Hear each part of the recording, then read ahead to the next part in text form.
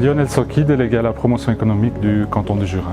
Alors, le rôle principal de la promotion économique, c'est d'accompagner les porteurs de projets dans leur développement, dans leur implantation et puis dans leur création d'entreprise. Alors, je suis le responsable de la structure qui compte 6 personnes. Le rôle aussi de la promotion économique et mon rôle à moi, c'est de mettre, si on veut dire en musique, les porteurs de projets avec différents partenaires, différents produits qu'on offre au sein de la promotion économique ou au travers de partenaires externes avec qui on travaille. On a eu une demande pour Next Division concernant l'octroi du statut de nouvelle entreprise innovante et puis c'est au travers de la commission économico-fiscale qui statue sur ces dossiers de nouvelle entreprise innovante que j'ai eu l'occasion de faire plus ample connaissance avec le projet et puis ensuite de faire connaissance avec les 2 cofondateurs de Next Division.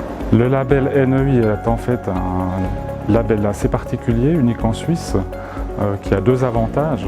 Tout d'abord, un avantage pour le porteur de projet ou l'entreprise qui peut bénéficier du label NEI et puis qui peut bénéficier d'une exonération fiscale de facto. Et puis un deuxième avantage pour l'investisseur qui investirait dans une entreprise au bénéfice du label, là aussi un avantage fiscal sur le montant investi dans une entreprise au bénéfice du label NEI. Alors l'investisseur qui va investir dans une entreprise au bénéfice du label NEI peut avoir une certaine garantie finalement d'un projet ou d'une entreprise avec un certain degré technologique qui est évalué par le canton.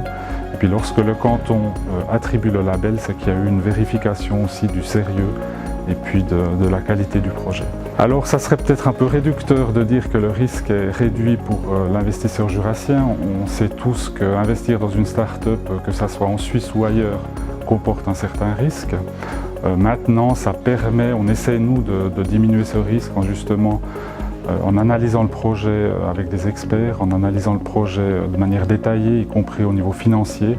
Et puis sur cette base-là, l'investisseur peut avoir une garantie d'un risque diminué, mais ça n'exclut pas le risque de toute activité économique. Alors je pense que pour le canton du Jura, qui a quand même une image très industrielle, hein, on a un taux d'entreprise dans le secteur secondaire qui est plus élevé que la moyenne suisse.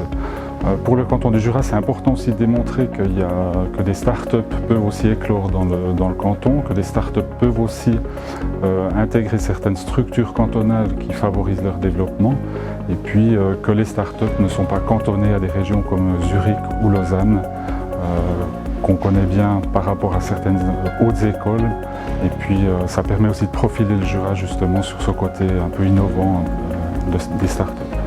Combien est-ce que tu as de comptes et de logging différents, web, ordinateur, etc. Je pense que j'en ai plus d'une dizaine. Et combien tu as de mots de passe pour ces comptes? Alors 5 ou 6. Un petit peu.